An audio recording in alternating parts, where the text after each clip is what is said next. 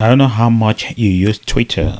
Um, I I have it on my phone, but I barely go through. I'm not a very big Twitter user. Once in a while, I scan through, but really, it doesn't really interest me because just the way it is. But I know you use Twitter quite a bit.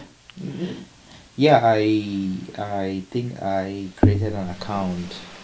I think early this year, Oh, so or you're new. or late last year. So I'm new, probably about 5 6 months old. Okay, but at least you know Account, the but yeah, basics of I do how know the Twitter is. basics, Yeah, and I use it from time to time. yeah, I have a few tweets yeah. up as well. So yeah, I Yeah. do Anyway, we're not use it. here to talk about how to use it or how not to. But recently, Elon Musk, richest man on the planet, I believe, at the moment. That might change. I don't know. But he bought Twitter, and he's been out there and has spoken about the free speech conversations that they're having in the US right now, which technically affects all of us in the world. So he said he's buying Twitter because he is an advocate for free speech. And if you have been reading more, it shows that Twitter is heavily left wing, and they try to censor a lot of right wing people on the political right. And so that was his argument that he's buying it and he bought it for a whopping sum of almost 44 billion. That's a lot of money. Yeah. So what were your thoughts when you saw that Elon Musk had taken over Twitter? First thing was that I thought of was like everything has a price. Yeah. That is the Everything is up for first sale. line. Everything is up for sale At the right price, yeah. At the right price. Because I know when the news first broke about his intention or his interest Yeah. in owning Twitter, there was a lot of talk about a poison pill strategy and this and this Yeah, and that. They would yeah. not allow him happen. But of course, he proposed probably the right price. The right price, yeah. And all of a sudden, Twitter was off for sale, Yeah. and the shareholders They accepted, yeah. selling that for that amount of money. So for me, primarily, what I thought was yes, he is trying to make some money, Yeah. because he will definitely make money He will make money, off yeah. Twitter, and then of course the secondary thing was how would that impact speech and free speech and censorship and things Yeah. like that, right? Again, like you just mentioned, prior to now, Twitter has been some sort of A political tool, a political tool. political tool, Yeah. and mostly in favor of the liberals and Yeah. the more progressive voices, Mindset, right? yeah. Mindset, you know. I mean, people get in trouble by saying that men and women are different on Twitter. People get in trouble when they say that trans women are not supposed to compete in sports. So Other yeah, yeah, you know, they censor everything. They would They do censor. They would censor, like you said, who's a woman, transgender. Exactly, They yeah. would censor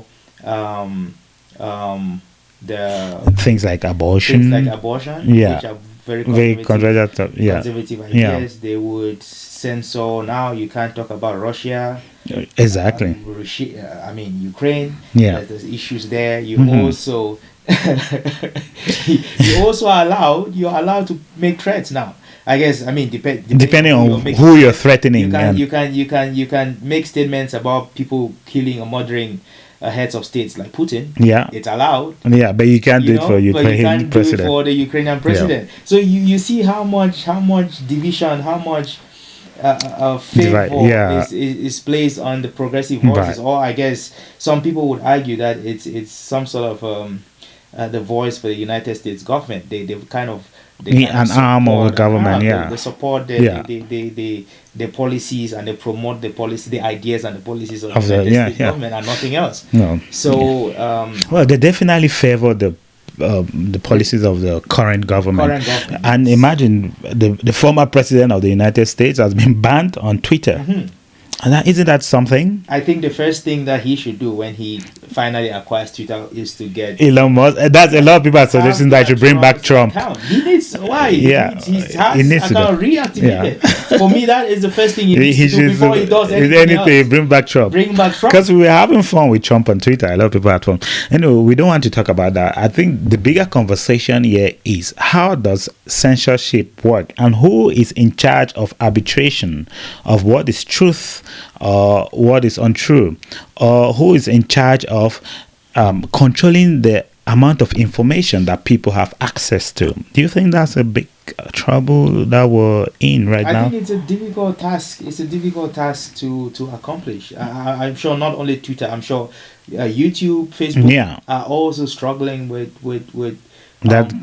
censorship in the sense like what information should we allow out there and how content is pretty important, right, in terms of information to allow. But the question is, who decides what content or what information is appropriate for what audience? I think that is where the problem is. And a lot of people may not realize it, but this has far-reaching implications. When you're talking about the political game, the political sphere, it has social implications. People can use social media, by the way, which a lot of them are very liberal-leaning, to cause social engineering of a society. They can use it in religious warfare. They can use it to spare up particular intertribal war. So there's a lot of far-reaching implications that social media has in the lives of everyday common man that sometimes you don't realize it, but it influences you. So we can like how much control should a particular person decide on what information you receive? I think that's a bigger question that we're supposed to be answering here. Because now a lot of people are already labeling Elon Musk as a right or far right person. So he's going to bring his own attributes for what he thinks that is important for I think the audience. if he comes in and begins to silence the left, then he is no different from he will not be any different from the Twitter of before, because they silence the right, and now if you come in and you're silencing the left, you're the same. You're just favoring one political side. I think he needs to figure out a way to create a balance where every voice can be heard, where everyone at least has the opportunity to express themselves. Because again, you can't claim that you are a medium of communication and expression of speech, and then you're limiting a particular group. Either limiting a particular group or you're limiting certain topics. Yeah, exactly. From discussion. I mean, how do we have a conversation if people can't freely express what they feel? How they feel, right? And in public too. And I'm totally for free speech, that people should be able to express themselves. But how about things that are very that has to be age restricted, or maybe has to be restricted because of the level of violence or of the level of nudity and stuff like that? I mean I agree. By the way, there definitely should be an age limit for Twitter, who right? Can create an account, right? Which means that it definitely leaves out particular age the very group, young, vulnerable children, and from serious conversations. Right? I also think that parents do have a responsibility to manage and control what their kids. Exactly, that's a good point. What their kids have access to. What they consume. If you give your child your child a phone, well, you should be able to help that child manage the content, or manage the websites, or manage the apps that they have on it, just so that you could protect protect them from this very serious conversations that are happening out there. And then you give the adults the opportunity and the platform to have those conversations, make a choice for themselves. They make the choice for. I mean, if you're an adult, you should be able to. I see. I have a problem with disinformation or like fake news or like but if a story is genuine, it really shouldn't matter who is negatively impacted by a story. So for example, if I want to talk about Joe Biden and his policies, I should be free to talk about it. About that and not be censored. Without being restricted. If I want to talk about Ukraine and Russia, I should be able to talk about both of them. If I'm communicating true and valid fact-checked information, right? And not just be limited to, hey, you only have to praise this group, a particular group, right? If you want to talk about Ukraine, it only has to be praised. Exactly. You're not talking about the faults of the Ukrainian government. Yeah, exactly. And talk about it. Or if you want to talk about Russia, it only has to be negative. Say the positives about Putin. It's ridiculous. Absolutely ridiculous. So it's those conversations that I think the new owner will have to deal with and figure that out, right? Interesting times. Yeah. So, in your opinion, where do we go? Where does Twitter go from here? I don't know. I've heard people talk about an edit button. I haven't really. Oh, really? Can you? I don't know how to use Twitter that much. Yeah. Exactly. But that's what I read. People say Twitter needs an edit. An edit button for you to be able to. So does it mean when you post, that's it? Really, I never really noticed, but I feel like that's what needs to happen. So I'm sure that's something that he will be working on. I've heard him talk about other ways to kind of make money, because again, the intention is eventually to make it's a business deal, to make more money for him, right? So he's talking about ways to increase adverts, increase revenue streams and things like that. So it's still definitely going to be trying to make money. In addition to trying to create opportunity for free speech, like he said. So again, I think the one other thing that people have talked about is the not income disparity, but talked about wealth disparity too, right? See, someone as rich as this guy can.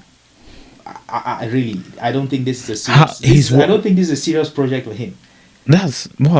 Owning Twitter isn't really a serious project. That's someone who has gone to space, right? Yeah, it's just he wants to have influence in everyday conversations. I think that guy is worth almost 300 and something billion. So that's a lot of money. 44 billion is not that much to spare. And I realized that he's not paying that money out of his pocket.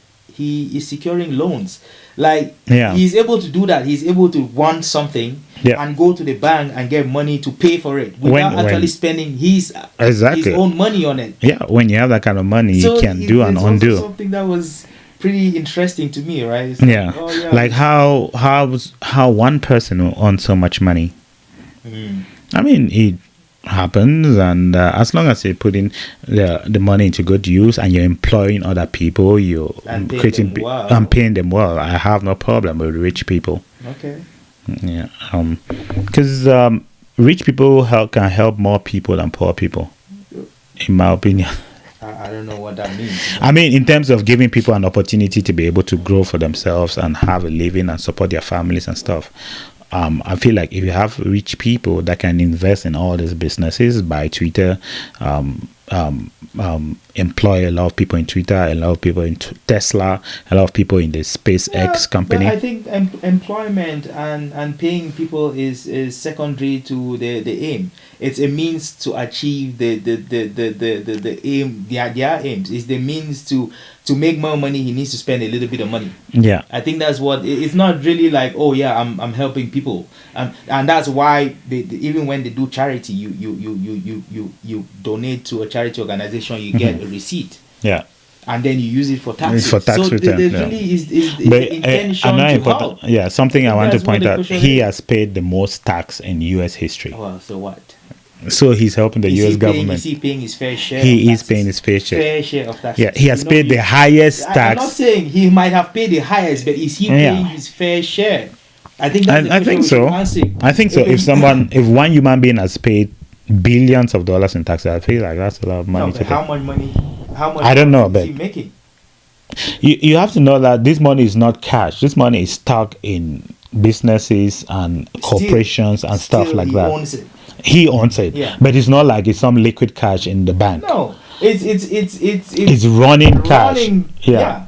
But again, I think the point I'm trying to make is I understand that people do pay taxes, but like everybody I know, and of course every rich person I know is figuring out ways to not pay as much taxes. So is he not active? Oh, he's figuring out. Yeah. Oh, yeah. Oh, he's figuring out. And he might have paid more than everyone else, but is he paying his fair share? I think that's the question I'm trying to ask. And also corporations have more ways to evade. They have more ways to go around the tax system than individuals. If you're an owner of a company, and this is not necessarily for big people, even small businesses, you write off your car expenses, you write off your gas expenses, you write off your house, you write off so many things in your environment. So owning definitely gives you that flexibility than working for someone else to be able to have tax benefits and tax whatever. I don't know. So I think just let us know what you think. Is free speech in danger, or has it been enhanced by Elon Musk? We would like to know in the comment section.